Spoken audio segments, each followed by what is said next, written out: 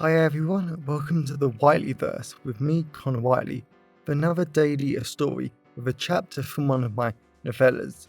Before I start today's chapter, please remember to like, comment and subscribe to the channel so you don't miss any new content, and the engagement really helps the Whiteleyverse with the YouTube algorithm. Also, if you want to buy this book and any of my other fiction, then they're all available from all major ebook retailers. You can order the paperback and hardback copies from Amazon, your local bookstore and local library if you requested.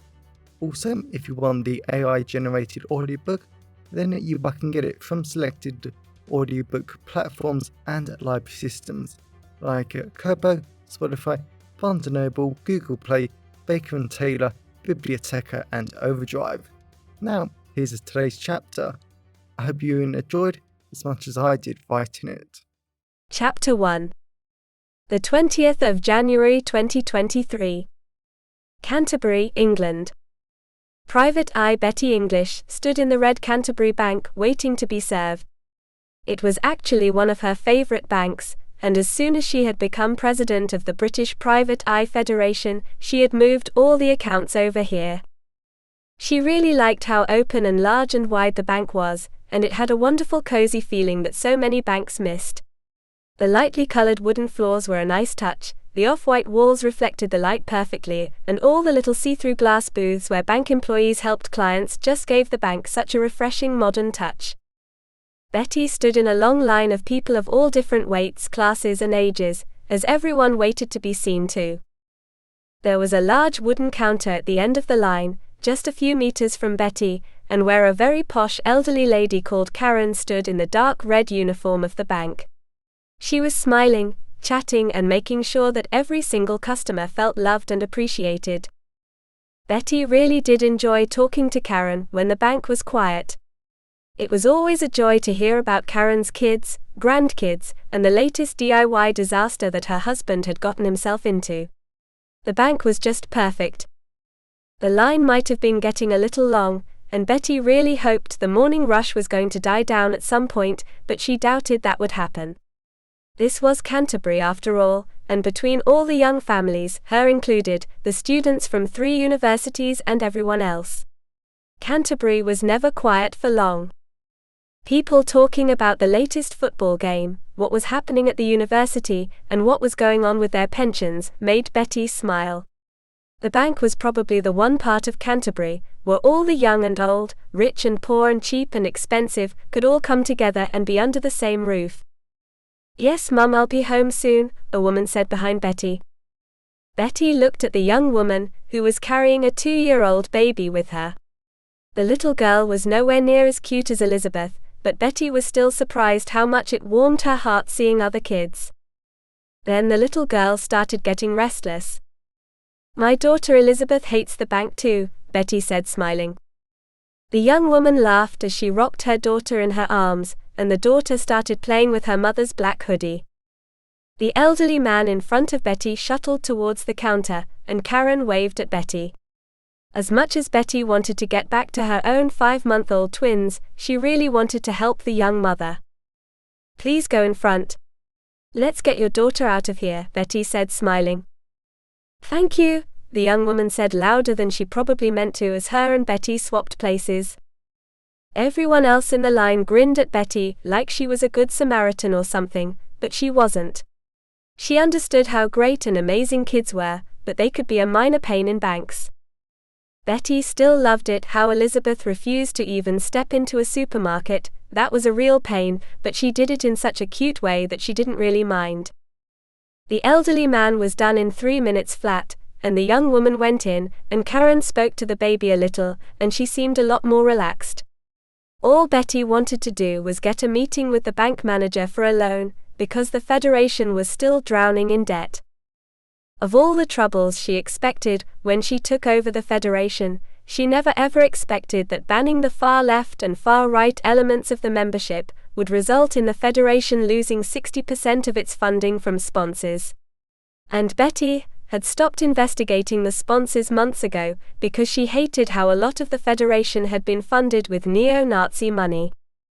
It was disgusting. Betty just hoped that the bank manager would agree that she was a great customer, even better person, and they could easily sort out some kind of loan until Betty managed to get the funding replaced. She had her assistant Thomas Birch on the case, but as she was still on maternity leave for the most part, Betty hadn't really spoken too much to him. She really had to phone him. "Of course we'll open a saving account for the little one," Karen said. A few moments later, the young woman looked so happy as she walked away with a bank book for her little one, and she winked at Betty as she left. Betty was glad to help her. Betty went over to the counter with Karen and waved her hello, but when she looked behind her, out past the line of waiting customers and out of the large floor-to-ceiling glass windows, Betty was shocked. On the cobblestone high street of Canterbury, everyone was running and screaming and shouting. Betty was about to say something, when a middle-aged woman caught her eye, and she was holding a gun under a newspaper, shaking her head at Betty. Betty nodded and just looked at Karen. "You're about to be robbed," Betty mouthed, knowing Karen was too professional to give a hint of anything away. Karen didn't react, and Betty knew she had triggered the silent alarm, so hopefully help would arrive soon. The glass doors slammed up. Betty spun around. 5 armed men stormed in wearing body armor, black masks and automatic rifles in their arms. "Get on the ground now," they all shouted. Firing into the ceiling. As pieces of plaster rained down on everyone, Betty just stood there and everyone else got on the ground. Karen went to run out back, but the white door opened behind her and 3 female bankers stepped out holding pistols. Betty just grinned as she shook her head, and the tallest of the men walked over to her and stuck a gun in her face. "I said get on the floor," the man shouted. Betty laughed. "Who do you think you are?" the man asked, clearly outraged. "I am Betty English Private Eye, and president of the British Private Eye Federation. And now you've taken me, and I am the only chance you have of getting out of here alive." The man laughed hard for a few seconds. "And who do you think is going to kill us?" Betty just stared at him. "My boyfriend and the father of our children.